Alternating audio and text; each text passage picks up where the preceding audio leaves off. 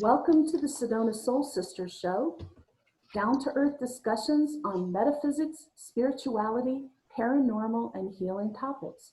The Sedona Soul Sisters are Terry Ann Russell, myself, Ivory Lanou, and Roz Reynolds, who probably will be joining us in a bit. We have offices in Sedona, Arizona, where we see clients from all over the world. Today's topic is shifting into self-love. If you're with us now live and you'd like to ask a question, you can raise your hand and we'll unmute you and you can ask it. Or you can type it into the chat room and we'll answer your question live on the show. If you're watching this later on YouTube, you can email us your question at ivory@sedonasoulsisters.com and I'll share it with the other ladies and we'll get back to you with an answer. So it's never too late to ask your question. All right. So Terry Ann, this was your topic. What made you think of this topic? I think this is a topic that is very important to a lot of people, you know, women especially. Most of my clientele are women, and they come in with this thought process, these old beliefs that they shouldn't come first. You know, they were taught, you know, at a time of really putting others before yourself, and so being self-sacrificing. And you know, as I saw that common thread, I saw, you know, it also within myself, being a mom and having a mom that was self-sacrificing, I could see those things in myself. And not only till I learned more about putting myself into that self-love aspect, was I able to see how different my life could be. And self-sacrifice is really the key issue. I think women are, it's kind of ingrained in our culture that we're raised to think about others' needs, take care of others' needs. And so women, when they're faced with this need to learn to love themselves more, they get that confused with being selfish. And they think, oh, I can't put myself first. I can't put my needs above someone else's, but if you don't, who will? You know, this just came up in session yesterday with a young client, and she realized lately that she has been putting her partner's needs above her own to a harmful degree where she's getting sick. I've done that, you know, as a light worker. Mm-hmm. Light workers are just more prone to it, but it really is not selfishness. It's just about being kinder to yourself and thinking about what your needs are as well as the other people that you love and care about.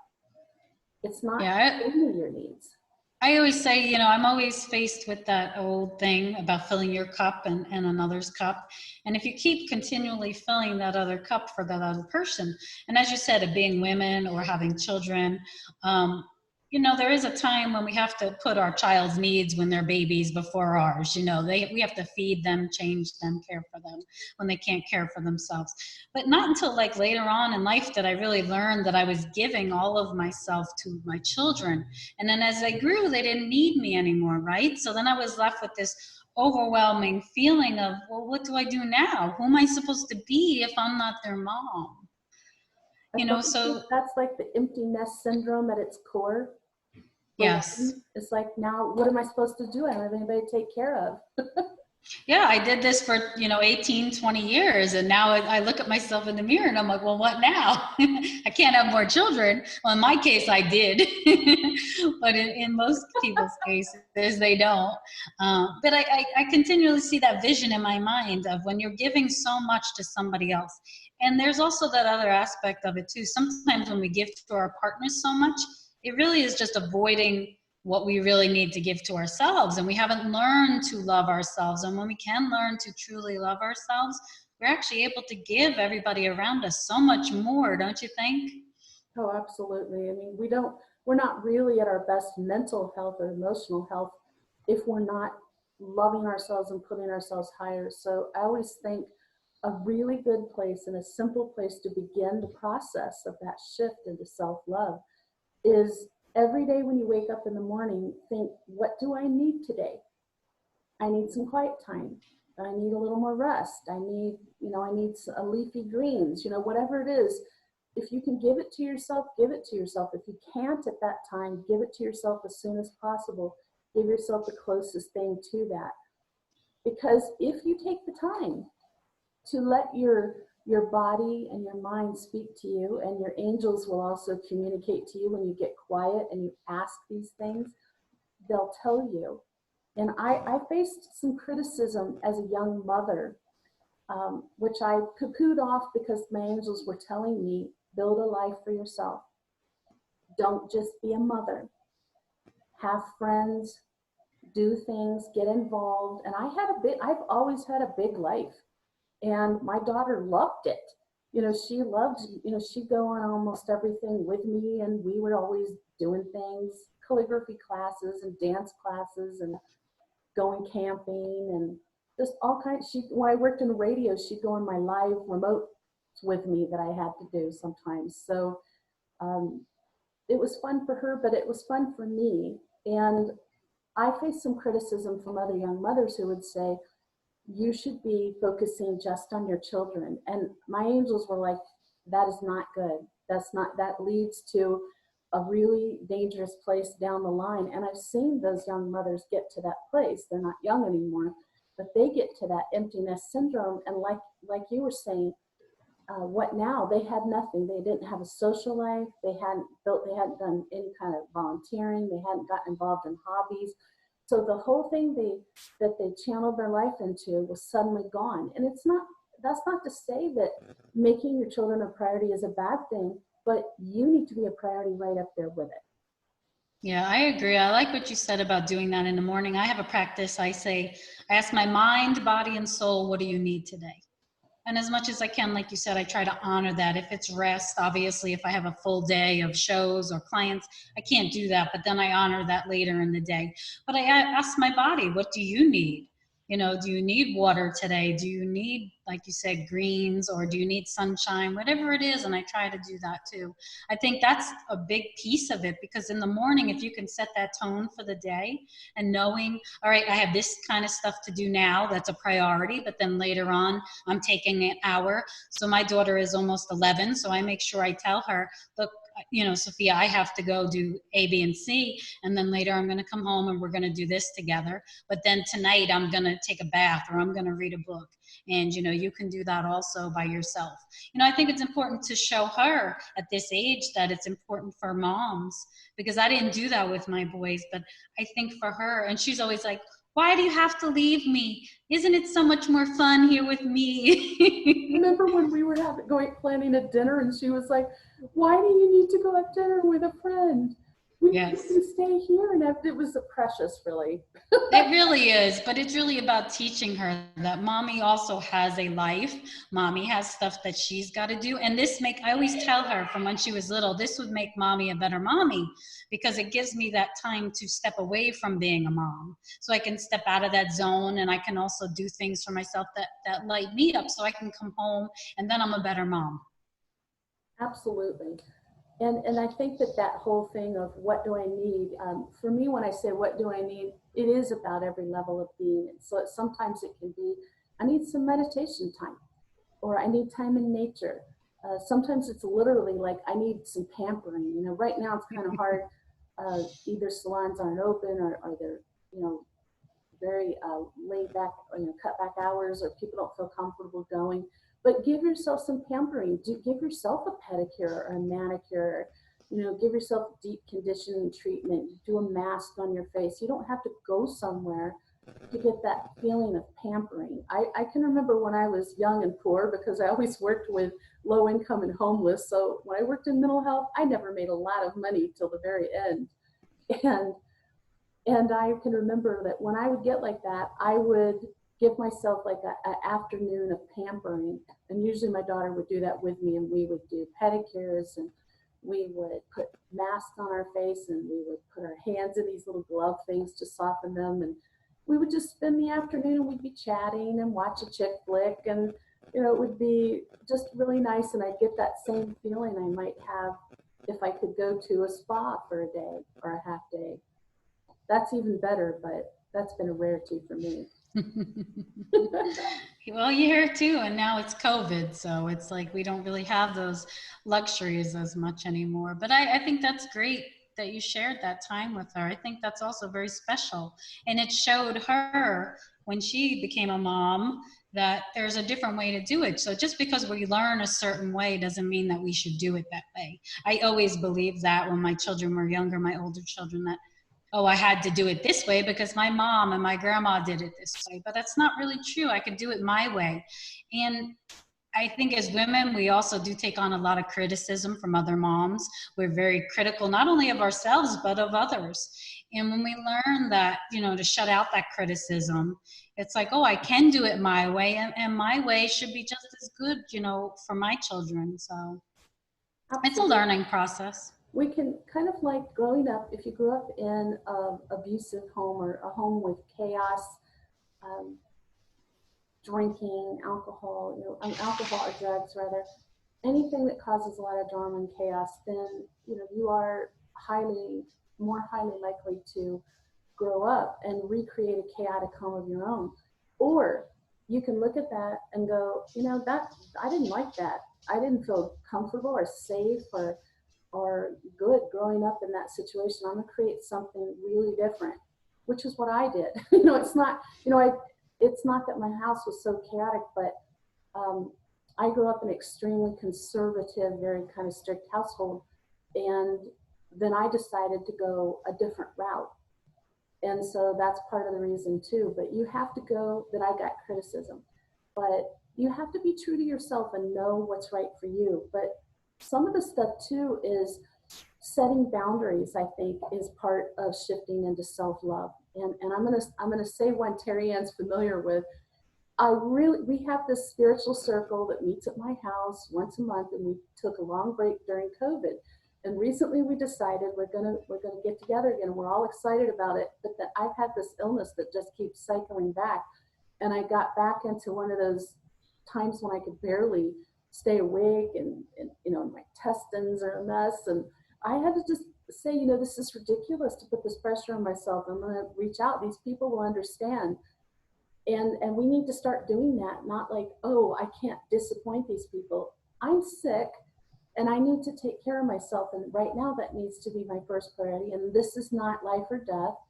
So that's just an example. I'm not saying I'm so fabulous. I'm saying all of us need to be constantly thinking about what are our boundaries, and our boundaries are, I want to do these things, but not at the expense of my health on any level. So sometimes you're going to disappoint people. Sometimes you're going to inconvenience them. But if you can't, you can't. It's okay. It's okay to say no. Let's just boil it down to that. It's okay to say no too. You don't have to volunteer for everything or say yes to everything. So that's just Yeah, I another think that's a example. good point.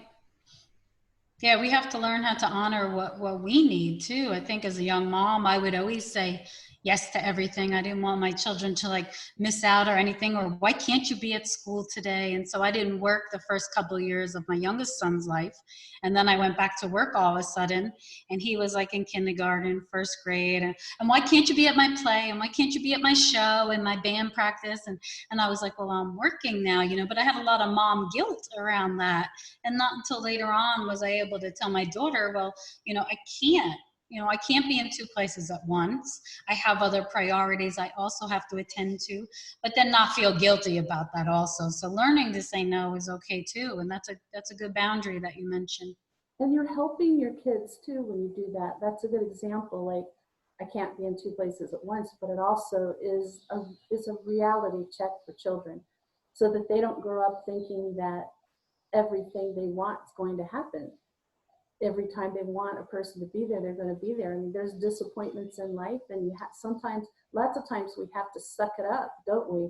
And just soldier on, and that's a big part of life. So these things, what we show our children of us taking care of ourselves, is definitely teaching them, we're modeling for them a different way for women to be. And it's not just women, I know men too who have the same issue. So I don't want to say that. I don't want to make any men feel like this cannot apply to you, because that's absolutely not the case. When you're a compassionate person, when you have a lot of empathy, then you're more likely to put yourself last on the totem pole. So it's just a different way of looking at it. What's some other things you found that are helpful, Terry Ann? I think what goes along with my morning thing, my morning ritual of asking my mind, body, and soul, what do you need, is also praying and meditation. I think that taking those times to do those two things, either in the morning or before bed, are also very crucial to us going about our day, or setting a grateful practice. That's something else that I also do.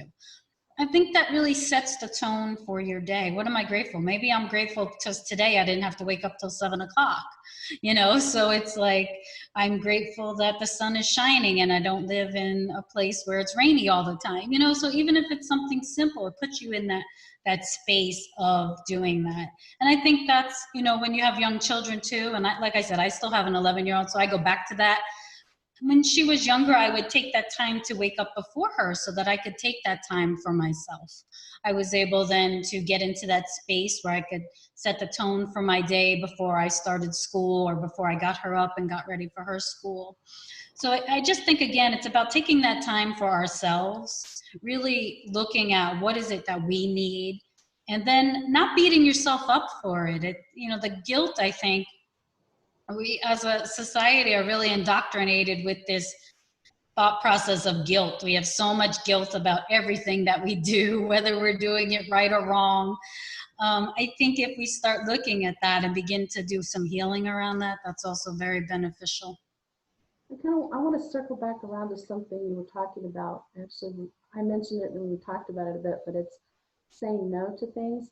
Something that's come up recently, more than usual, and maybe because of COVID and families are home together more, but there can be situations where one person in the household, let's talk about a husband and wife or boyfriend and girlfriend, whatever the case may be. One partner is very high energy and is go, go, go, and the other person needs more time alone and needs more quiet time, reflection time, but the other person's pushing them to do everything with them all the time. So for instance, you work all week, and then on the weekends, one person wants to just go crazy and go everywhere and do things, and the other person is looking forward to relaxation. So there needs to be some discussion, and if your partner can't understand, you're just going to have to set a firm boundary and say, look, listen, on this day, I'm going to be, say Saturday is going to be our day. We're going to go do things together. That's going to be family day, couple day. And then the next day, I'm going to get a half day at least to just do what I need to do to relax. That's what I need. And it's very hard. I find that the people who are very, very high energy have a really hard time understanding the need for self-reflection, quiet meditation. They don't give that to themselves. So that's, lack of self-care on their part that they're just not aware of yet. But when you know that you need that, you're at a different place. We're all on different places on our journey. Don't let somebody bully you or push your boundaries to the point where you give that up. It's really hard to get to know yourself and understand how you got where you are, your part in it, so you can move forward stronger and smarter if you never have that quiet time for reflection. Yeah. And it can be a balancing act. My ex-husband was like that. Bing, bing, bing, bing, bing. And I would watch him and just get tired. He had his agenda, what he wanted to do, and never asked whether I wanted to do it or what I wanted to do. So it was about me learning that it was important for me to, I'm like that. I'm an introvert anyway. So for me, I need a lot of downtime. I need a lot of time by myself. So being with a partner that now is very grounded and secure in his own energy, it gives me the space to sort of do that. But when you're in that situation, it is about being able to speak up for yourself and to be able to say, like you said, I do want to take some time on Sunday to be quiet, or, well, while you're watching the football game, I'm going to go and I'm going to meditate or go outside. I think it's important that we start to learn as a society, it's okay to give ourselves what we need and not to be fearful that we'll be disappointing other people. And if somebody ends up disappointed, that's not your responsibility. Things need Exactly. to deal with their feelings. We all encounter disappointments. We all encounter, you know, things not working out the way that we hoped they would in one way or another.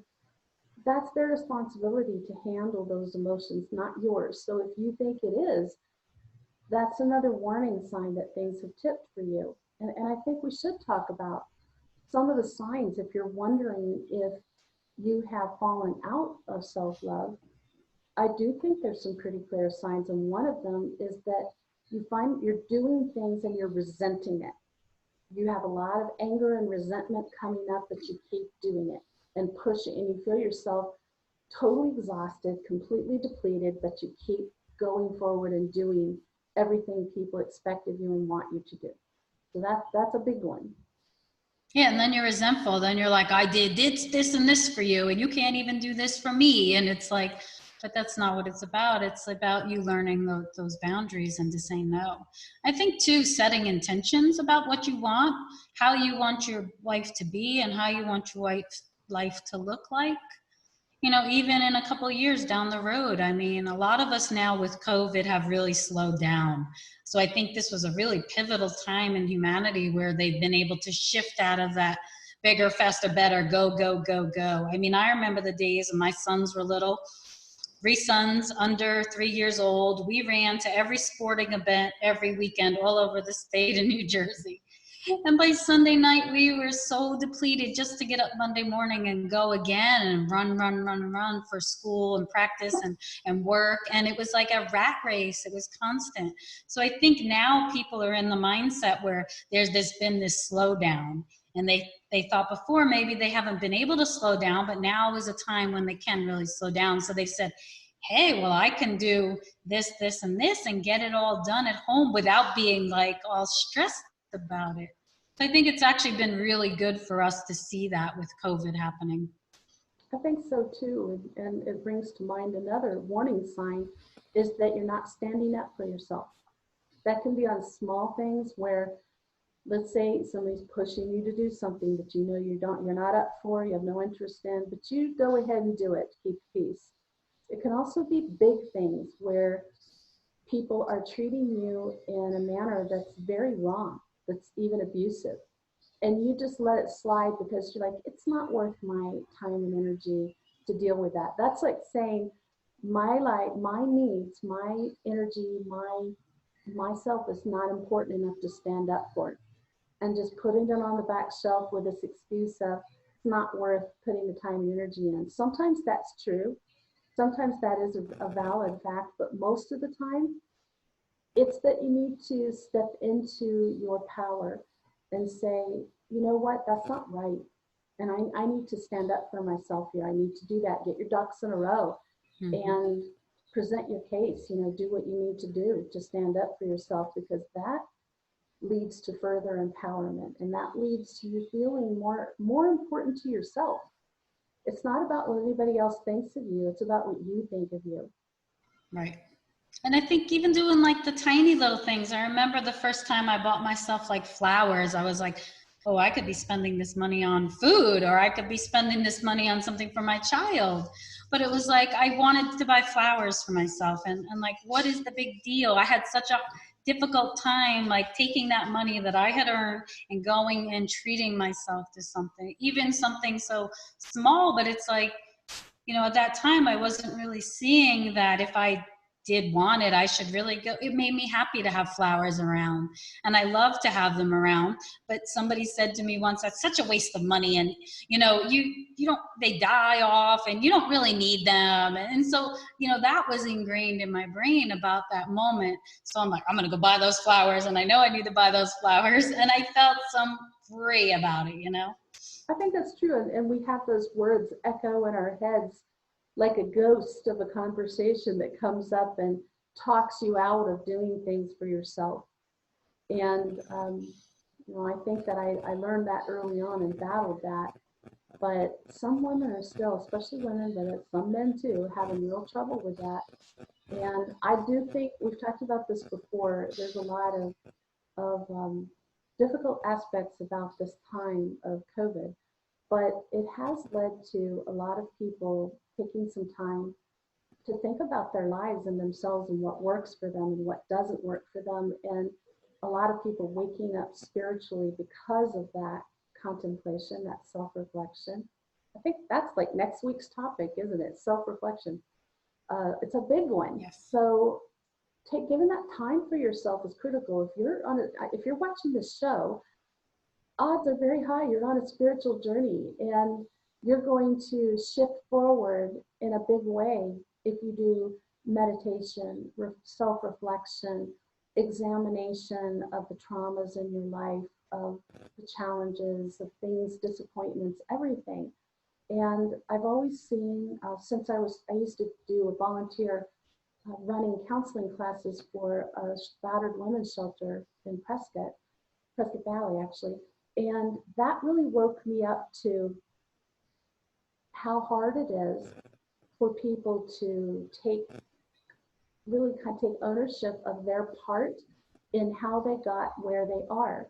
And it's not about blame, and it's definitely not about victim blaming at all, but it's about taking ownership for your decisions, your lack of decision, your stalling, and we're just not talking about battered women situations, but anything in life. There's some decision you made or some turning point you came to that you made a choice or didn't make a choice that led to a situation in your life right now, or that happened in the past that still bothers you. Think about that. That kind of stuff is also about self-love, because you want to get down to the nitty-gritty of these feelings that you have. Why does it still bother you? You all know what stuffing feelings is, when your feeling comes up and you just push it away. I don't want to deal with that. That's painful. That's uncomfortable. I'm not going to, that only leads to your heart chakra getting completely blocked. And then you can end up getting sick. So there's a lot of things that can happen to you when you don't take care of yourself, and including physical illness. Yeah, it's all part of it, isn't it? The mental, emotional, and the physical, and the spiritual. It's all about getting it all into alignment. I lost my train of thought, but I was going to say something along those lines. Hopefully it pops back into your head again. You're like, oh yeah, that's what it was. Don't you love that? Freewheeling discussions will do that to you. It's like you said something, I was like, oh yeah, that's a great point. Like, how do I expand them? And then it's gone. That happens to me, and then like at 2 a.m. when I first go to bed, yes, I do that. I'll think of it. But I do not text people at that hour. That's not loving anybody. You can text me, because me and Roz are usually awake. If you see us on Facebook, we're awake at that time doing our healing, searching. I do a lot of my best work during the night. Another thing you can do to get in touch, to start moving towards self-love, is make sure you're getting enough sleep. And that can be a really hard one when you've got small children. It can be a really hard one for a lot of people. More instances of insomnia happening right now. And there's things you can do. There's ways that you can instill a really healthy bedtime routine that'll improve your sleep. Things you can avoid doing that'll help improve your sleep. I have some special things I do that I've learned, like, really put me in a certain mood, and I'll sleep better and have good dreams, and things I need to definitely not do. So if you need a nap, we've talked about this on the show recently. Since COVID started, like, if you feel like you need a nap and you can give it to yourself, nap. It's okay. The high levels of stress that most people are feeling right now will make you more tired than usual. Your body, your mind is under stress, under anxiety. So give that to yourself. You'll feel a lot better. It'll help you manage your stress level better. And it's hard to do any kind of work on yourself if you're exhausted all the time. I think that's a hard one for many people. They have a hard time, like, actually stopping. And I need that rest, and they're so used to go, like I said, you have a million things to do. We all have a lot of things to do, and when you have a family, you're pulled in a bunch of different directions. So yeah, you can be doing 5 million different things, but I think when you take that time to slow down and rest, and not feel guilty that you're doing it. I think that's also the key. You wake up refreshed and you're like, okay, now I can go bang out, bing, bing, bing, bing. It's like I did what I needed to do for me, and now I'm able to go forward and do those other things that need to get done also. Absolutely. And I think some signs that you're on the right track is you'll just start feeling happier. You'll feel and more at ease with yourself when people might say, you seem more comfortable with yourself. It's because you're learning to love yourself. You're not judging yourself all the time. Oh, that's another big one we haven't really talked about on the self. Yes. Catching yourself when you say something judgmental, like, it's interesting. It seems to be things that you might have heard in childhood from somebody that tend to be abusive that will come out of your mouth as an adult or into your head like, that was so stupid. Oh, you're so stupid. Something like that. You need to stop and say, I'm an intelligent person and I made a mistake. People make mistakes. It's not a big deal. And go on. You need to really, like, if you said it out loud, stop, say something, turn it around and say something positive out loud. If you think it, turn it around and think something positive in your head, because you've got to start getting those getting the thoughts that come to your head, your mouth immediately to be less abusive. It is like you're verbally and mentally abusing yourself otherwise. Yeah, when I first learned that, I was amazed, and I was like, I'm not a negative person. And then when I did an exercise with somebody, and we paid attention to our thoughts. And so I would hear, like, before bed, like 60, 70 negative thoughts in my head. And I'm like, holy cow, like, I am like that. So I came up with a mantra then that I would say throughout the day. So if I did say to myself, well, that was pretty stupid, you did that, or, you said that, and that looked pretty stupid. I came up with a mantra to sort of flip the script around, that it was like it would catch it, and it's like, oh no, there it is, and slowly but surely I came out of that negative thought pattern, because we are so much harder on ourselves even than other people. I mean, I can tell you, as a woman that's had 4 children, I'm always hardest on my own body, what my body looks like. I'm like, even at 110 pounds, I was not skinny enough, So I learned that from somewhere, So it's like, as I grew older, it's like, I've got to learn how to love who I am, all of my flaws. Yeah, I have 4 children, and one at 40. So my body is not going to be the way that I think it should be, That's So a it's big like one. allow myself to love myself. That whole thing of loving your body, I can remember an exercise that I learned a long time ago, and I'm so sorry I don't remember where, but it is a counseling exercise for people who've been through abuse, but it pertains to learning self-love, and it goes along great with what you were talking about. Get some lotion that has a smell that you just love. There's one that I love that's an Aveeno one for stress reduction, and it's got like lang lang and something. It's very relaxing. Chamomile. Lavender, lavender and lang lang. It's really good. But whatever scent you like, and you're going to get naked. It's not going to be that exciting, but this is what you need to do. You put some of that lotion on your hands, and you put it. If you don't want to put it on your face, just use your hands without the lotion. I love my face. I love my neck. You're putting that nice lotion on, so the smell is associated with it. I love my shoulders. I love my chest. I love my arms. I love my hands, all the way down your body, because women especially are forever judging. Oh, I have a bit of a tummy. Oh, my arms are sagging. Oh, I've got wrinkles there. We judge ourselves so much harsher than anybody else does.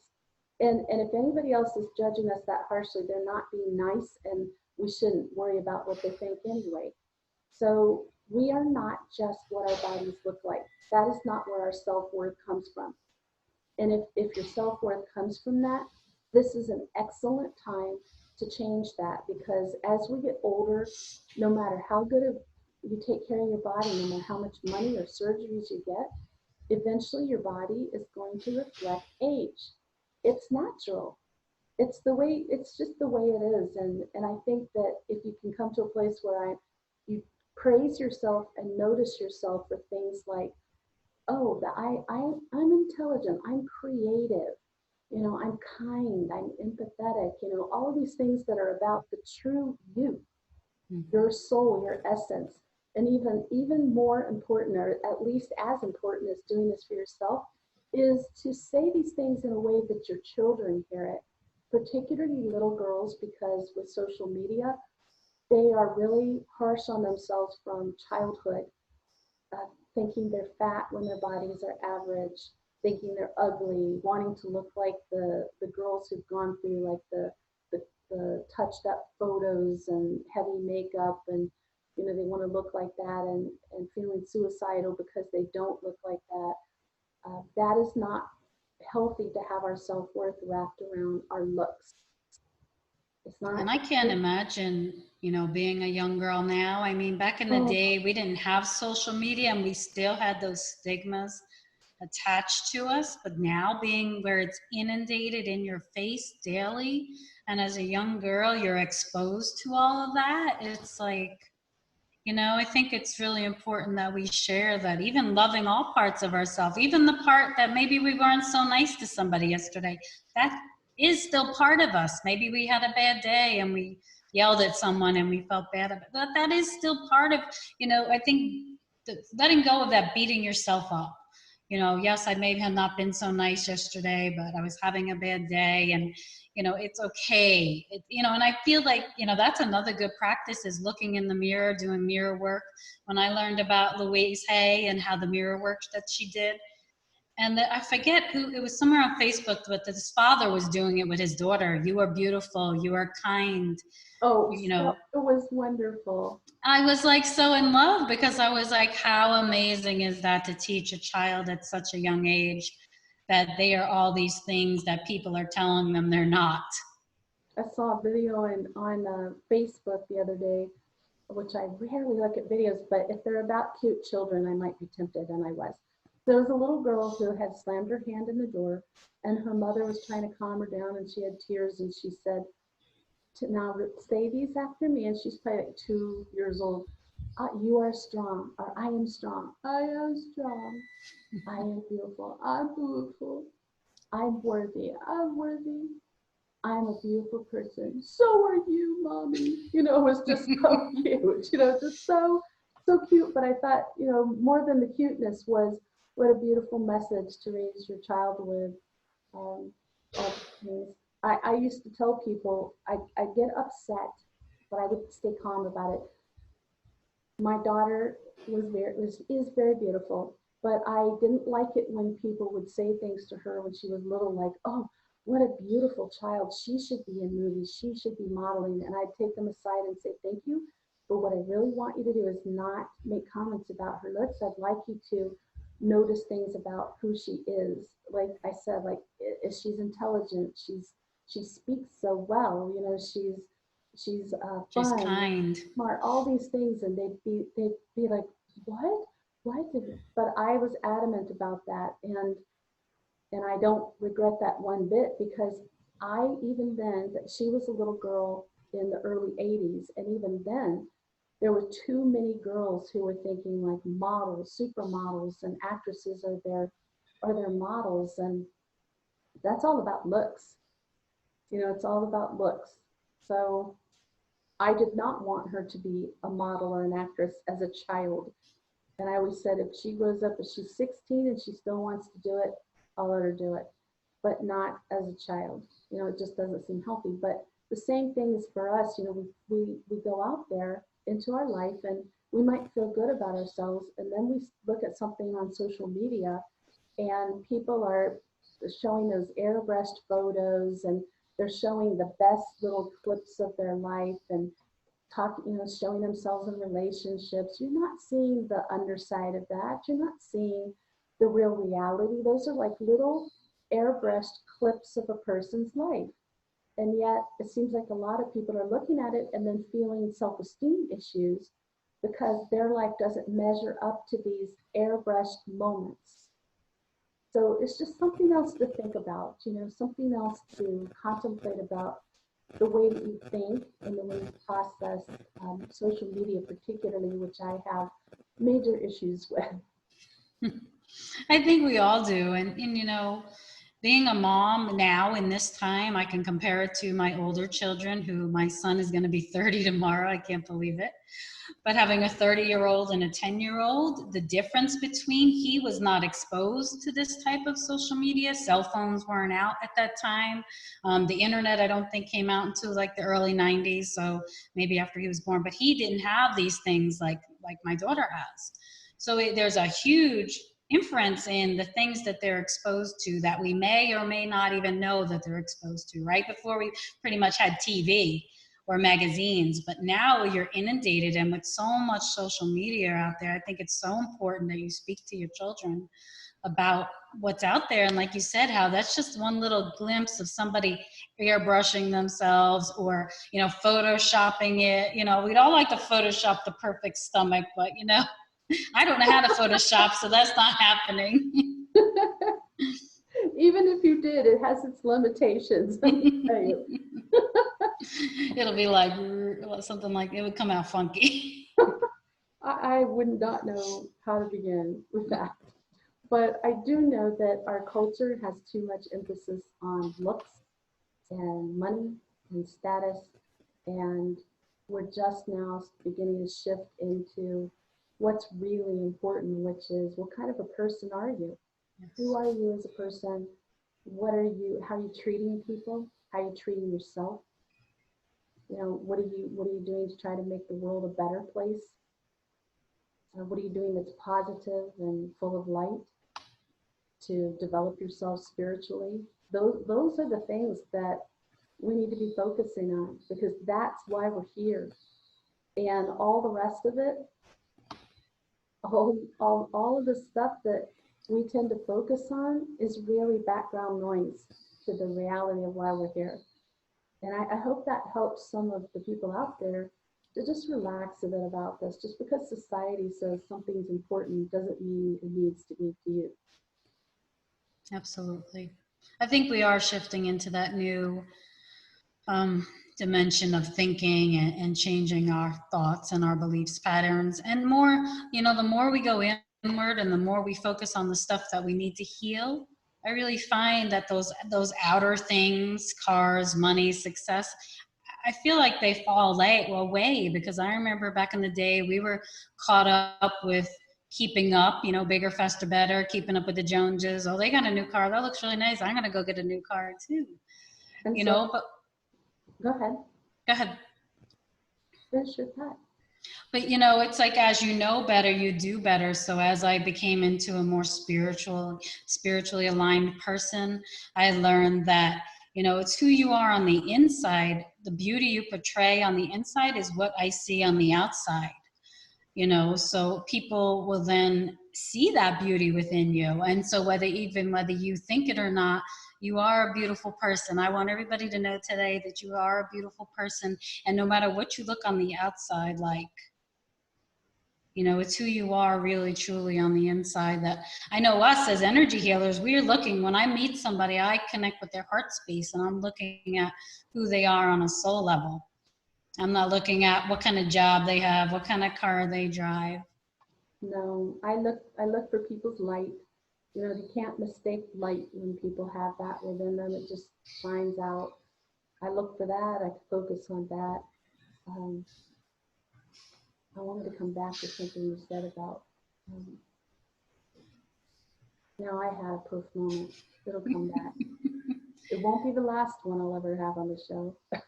It's the energy. The energy the last few days have been really, I'm really feeling a little bit heavy. airheady today. It's weird. Mm-hmm. I didn't Me know. I too. thought it was just me. So No. as we're making this shift, I do think a lot of it is very hard to keep your balance and to feel good about yourself when there's a lot of hatred and chaos and drama and discord going on. So something some friends said to me the other night, I was kind of shocked when they said it, but I think there's wisdom in this when they said, we're just kind of staying in our, hunkering down in our little place here through this, because all of that going on out there, that doesn't have anything to do with us. And they're doing their inner work. They're really focusing on their inner work and cutting off news sources and TV and all the things that can really mess with your head, your mind, your body, your energetic field. It's all things to think about and a good place to begin too with all of this. Like if you're really feeling out of balance, you're really unhappy with yourself, you don't know where to begin.